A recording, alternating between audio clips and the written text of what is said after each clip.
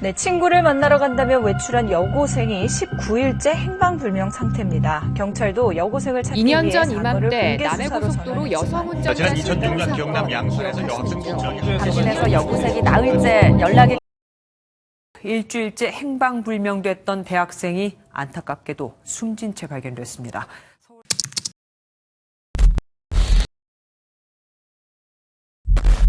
우리는 24시간 감시를 받는 세상에서 살고 있습니다. 여러분 동네 CCTV, 여러분의 유튜브 기록, 여러분의 인터넷 쿠키, 여러분의 카드 지출 내역 등 이러한 세상 속에서 완전히 사라지는 게 정말 가능한 일일까요? 2017년 프랑스 저널리스트 레나 모제는 매년 10만 명의 일본인들이 사라진다는 내용의 인간 증발이라는 책을 씁니다. 빚더미에 치이거나 사업에 실패하거나 가족 병간호에 지치거나 사회적으로 명예를 잃어버린 사람들이 자살 대신 증발을 선택한다는 내용으로 실제로 우리가 아는 그 증발처럼 하룻밤 사이에 사람이 사라진다는 것이죠. 그런데 이들의 가장 큰 특징은 증발하듯 사라졌지만 죽은 게 아닌 이 세상 어딘가에서 새 삶을 살고 있다는 것이죠. 실제로 일본에서는 이러한 인간 증발을 돕는 이사업체들이 존재한다고 합니다. 의뢰인은 이사업체에게 일정한 금액을 지불하고 돈을 받은 이사업체는 의뢰인에게 새로운 신원과 지역, 그리고 새로운 집과 직장을 구해주죠. 나라는 존재를 아무도 모르는 곳에서 새 삶을 살게 해주는 것입니다. 오, 개쩔잖아. 혹자는 일본의 인간 증발 현상이 명예를 중시하는 그들의 문화 때문이라 말하기도 했습니다. 사회는 그들에게 유능한 엘리트와 화목한 가정 등을 원하는데 나라는 존재는 공부도 못하고 직장도 없고 배우자가 바람을 피고 부모님을 부양할 능력까지 없던 것이죠. 이 같은 요구와 현실의 괴리 속에서 불명예를 안고 사느니 차라리 증발하겠다는 마음을 가진다는 것이죠. 때문에 몇몇 사람들은 인간 증발 현상을 수치심을 떨치고 그나마 조금 남은 명예라도 챙기려는 21세기 할복, 진화된 자살법이라 평하기도 합니다. 하지만 일각에서는 책임 회피라는 비판을 하며 그들을 서서히 자살하는 사람이라고 표현하죠. 왜냐하면 그들은 존재는 하지만 기록에는 없는 사람들이거든요. 그 결과 국가 혜택을 받을 수 없고 여러가지 활동 제약을 받게 되죠. 현실을 도피하고자 과거를 지웠지만 새로운 현실에서 다시금 고통받는 인생. 여러분의 생각은 어떠신가요?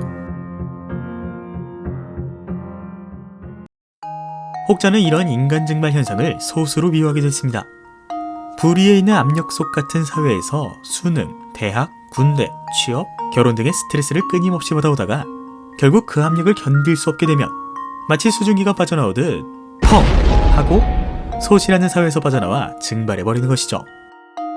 두 번의 기회는 없는 삶, 실수를 용납하지 않은 사회가 인간 증발 현상을 초래했다는 말입니다.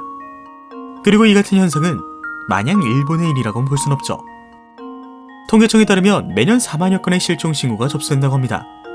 여기에 성인 실종 사건까지 포함하면 그 수치는 더욱 커지죠.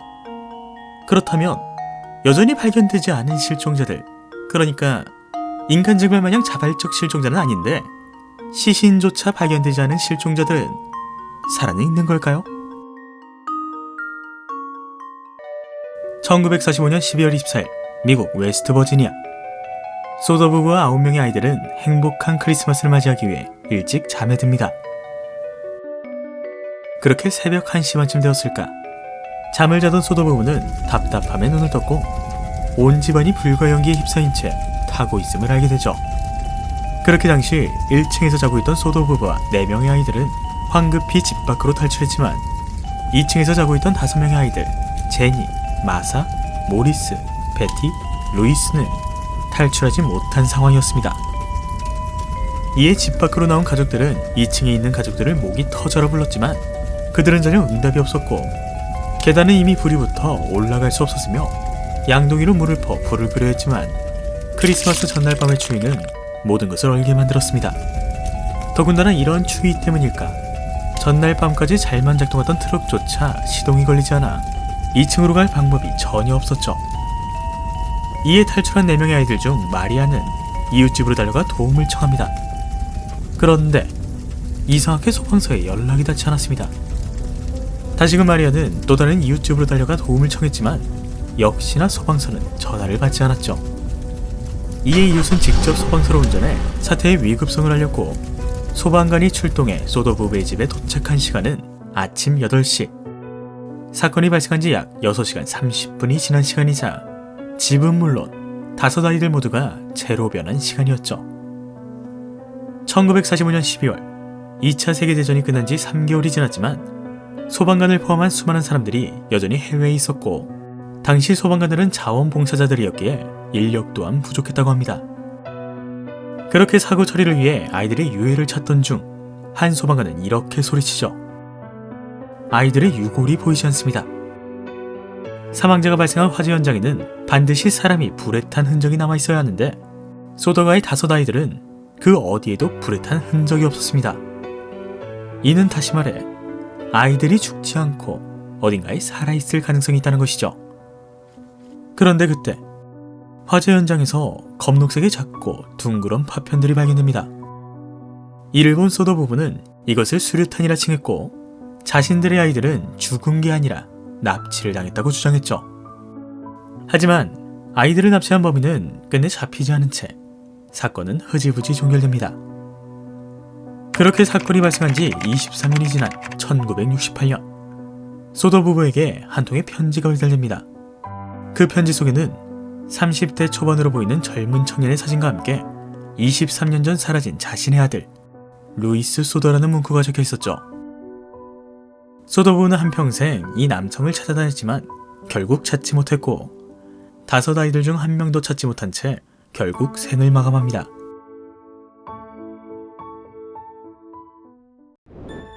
그 남자가 사라진 5 아이들 중 1명인지는 여전히 밝혀지지 않았습니다. 때문에 소더가 아이들 실종 사건은 여전히 미스테리로 남아있죠. 그런데 실종된 사람이 기억을 잃은 채 혹은 특별한 사건 때문에 다른 곳에서 살고 있을 법한 일은 왠지 있을 것 같지 않아요? 1995년 미국 오클라호마주에 위치한 연방정부 청사에 폭탄 테러가 발생합니다.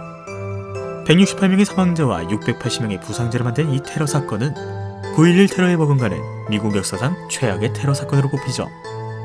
그렇게 168명의 시신을 수습하고 사고 처리를 하던 중 잔해 속에서 절단된 왼쪽 다리가 발견됩니다.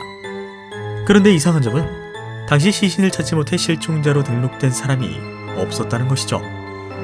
쉽게 말해 절단된 다리는 있는데 절단된 사람은 없다는 것입니다. DNA 분석 결과 절단된 왼쪽 다리는 라케샤 레비의 것으로 밝혀졌는데 문제는 이번 테러 사건으로 사망한 라케샤 레비는 이미 2 다리를 가진 상태였습니다.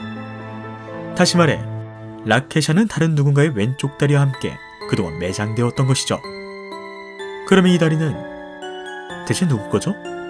아니, 애초에 이 다리 주인은 죽지 않고 어딘가에서 외발로 살아있진 않을까요?